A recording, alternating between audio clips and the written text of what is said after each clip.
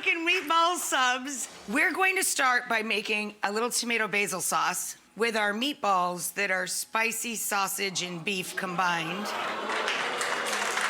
For the sweet sauce, it's so easy. A couple tablespoons of butter, a couple tablespoons of olive oil, 2 cloves, crushed garlic. You see them in there, kind of hanging out. 14-ounce can of crushed or whole Italian tomatoes. Mush them up with your hand a little bit. If they're whole, if they're diced or crushed, just dump them in the pan.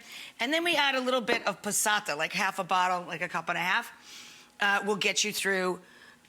We have 12 ounces of sausage and a pound of beef. That's gonna make a tray of small meatballs.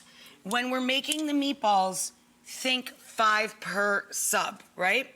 So 1, 2, 3, 4, 5 is where you want to end up on this sucker. So, for the tomato basil sauce, I walked you all through this. We have to add some salt. To sugar or not to sugar is up to you. Some people like to add a pinch of sugar. I can't see you. Do what you will. We do need to add sweet basil. In most cases, I tear the basil rather than chiffonade it and just stir it into my sauce. So now this guy's done, right? He's hanging out. Now we're gonna do the slather. So for the slather, we take, for every 6 subs, for your slather, you're gonna need a couple cups of ricotta. If you get cow's milk ricotta, use Parmigiano Reggiano. If you get sheep's milk ricotta, use Pecorino Romano. Why? For obvious reasons. Pecorino means sheep. So if you're eating Romano, you're eating a tangy, slightly saltier cheese.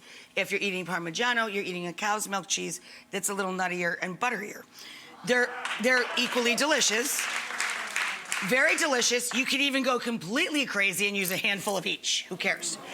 And then we're going to take good fruity EVOO, add it to our mix for the slather. So we've got the garlic. I added a tablespoon of fresh thyme, the garlic, the EVOO, and our slather. She's a good to go. So now we're going to take, as I said, about a pound to a pound and a half of beef, depends on how many subs you want to make, to 12 ounces of the spicy sausage, add in tons of cheese. Now we need to add our breadcrumbs. I always use leftover stale bread whenever possible because I keep so much of it in my freezer. Coarse grind that up in the food processor and then you moisten it with milk until it's nice and tender. So we're gonna put in our homemade breadcrumb. I crack the egg and I put it into a little dish first. Why bother to do that? Because if you get a little bit of shell in the egg, do you really want to go fishing around in a bowl full of meat? We're going to add dry oregano, about a teaspoon, fresh oregano, a good fat tablespoon, and we're going to add a handful of parsley. So dry oregano, totally fine, just use less because it can really overpower, right? Fresh, you can use a little more. And then you can add fennel seed or fennel pollen. And we're gonna add just a little bit of grated onion. We grate the onion right over the bowl so the juice from the onion goes into the bowl as well. And you only need a few tablespoons of this. So half of a medium onion or 1 small onion. And we're gonna grate in a couple cloves of garlic. Then we're gonna roll some balls. I like to bake the meatballs because you can use very little fat. There's a little olive oil already in the meatball mixture, and they cook really evenly. And we're just going to let these guys hang out in the hot tub of tomato basil love.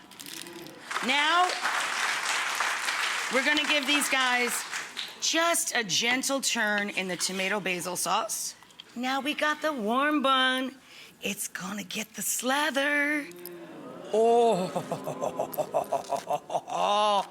Now we're gonna get the big spoon.